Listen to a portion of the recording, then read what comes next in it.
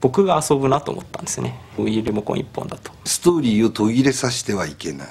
まあもっと言うと飽きさせてはいけない。化学反応的なことがいろいろ起きてきたんですね。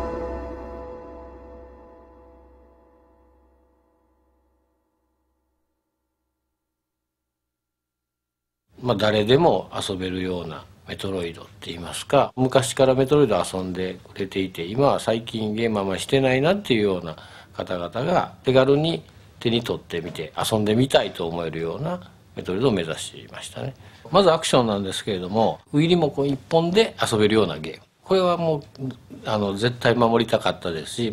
むしろそれができないんだったら、この企画はもうなしでいいやと思ってました。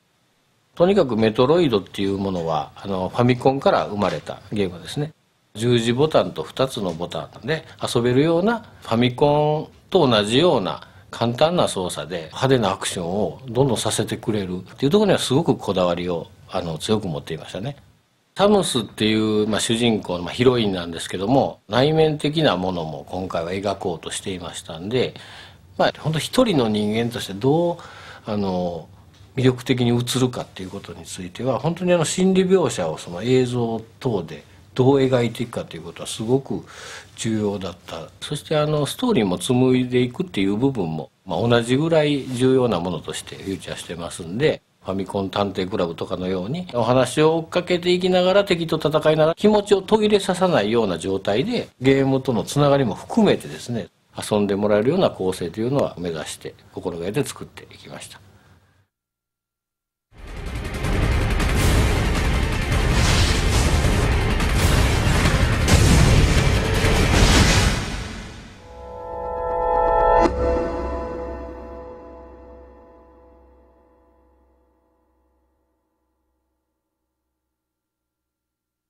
子供の頃から触れてたタイトルだったもんですから、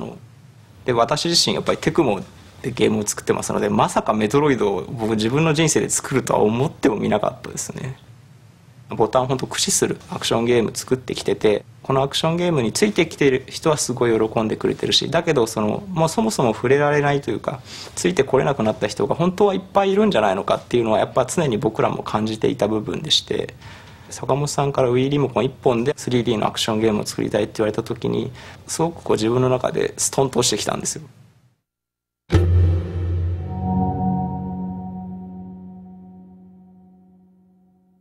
難しいコマンドを入れて派手な技が出るっていうのは普通のことですけど、すごくシンプルなんだけど派手な技が出るというのが大事なのかなと。Wii リモコンっていうのは実際にもボタンが少ないので、そこに関して例えば敵の状況ですとか、そのステージの状況ですとかっていう時にサムスのアクションを変えていくべきだろうというふうに考えて、技とか動きをですね足していって、敵ごとにバリエーションを作って、その敵にふさわしい倒し方っていうのを一個一個作っていきました。どんどん新しい敵が出るごとに新しいアクションっていうのも見られるようになってます。十字キーっていうのは移動するために使うものなんですけども、例えば敵がビームを飛ばしてきた時にあっと思って避けようとするんですよ。でその時には十字ボタンでやっぱ避けようとするんですね。避けたいってプレイヤーが思った瞬間にボタンを入れたものはセンスムーブを出してあげようっていうのを思って、直感っていうことを考えると、やっぱり操作方法一切覚えてなくても押すボタンにしっかりとそういう技を出してあげるっていうのが大事かなと思ってました。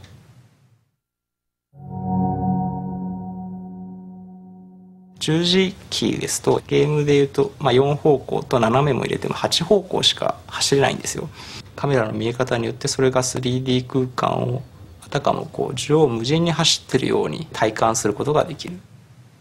同じ場所であってもカメラを変えてあげることでプレイヤーに違う感情っていうのを感じてもらえるっていうのは今回作ってて面白かった部分ですね。Wii リモコンっていうのはテレビ画面をポインティングできるっていう機能が入ってたので、見回すということをその探索としてやりたい。ここ怪しいんじゃないのかなって思った時に 2D のメトロイドだったらボムをばらまいてみたりとかっていうことをやるんですけども、 3D になった時に怪しい場所っていうのを調べるっていう行為が全然やってることは違うんだけども、感覚としてはやっぱり一緒なんですね。見つけたっていう喜びをですねダイレクトに感じてもらえるものにしてます。心を閉ざした。そうしていなければ簡単に折れてしまいそうな自分が歯がゆく、そして怖かった。そんな幼い私にもアダムの彼なりのジョークににじむ慈しみはちゃんと理解できていたように思う。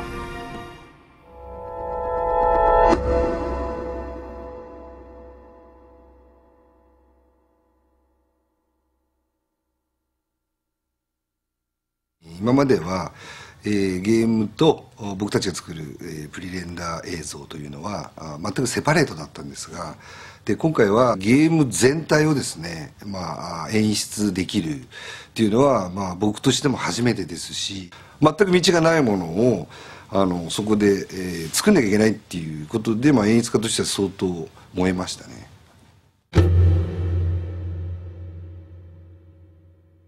ストーリーの中にどこまで、入り込んでもらえるかっていう、ゲームをしている人の、モチベーションを下げちゃいけない、ストーリーを途切れさせてはいけない、それが声だったり音楽だったり、やっぱり CG のシーンだったり、ストーリー上大事なことを演出をしていったつもりですけども、 CG っていうのはテストを繰り返してチェックを繰り返して、進むんですが、表情は一番最後になるんですね。最後に顔とまばたきと口がついた時に、これがですね10個のうち9個良くてもその表情で全部ダメになっちゃうんですよね。命っていうか吹き込まれてないっていう、サムスの今置かれてるシーンの今の気持ちを出さなきゃいけないということなので、サムスの顔の表情、ギグというんですが、動く、関節みたいなものですね。そういうものをより多く入れて、口を振ってあげたらほっぺたも影響している。でまばたきしたらこの辺も、動く。それでちょっと命が入ってくるっていう。で眼球に関してもずっと見ていない、ちょっと揺れてるんですよね、心理描写を。そこまでやったのは初めてですね。声優さんなんですが、テクニックじゃなくて自分の言葉で喋れる人。サムスというのはですね、ちょっと生きるのが下手なんですね。多くを語らない。ただ今のサムスの性格を全部言ってバックグラウンドを説明して、で普通に喋ってくれみたいな、そういう演出の仕方をちょっとしたんで、だから素に近いっていうんですかね。この波が少ないところでの感情の出し方、相当苦労しましたね。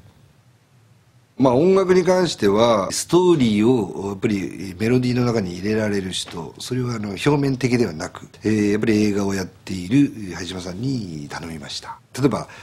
僕が思っている心理描写の100% できないところをやっぱり音楽の相乗効果でやっぱりバックアップしていただかないとしらけるかなということで頼みました。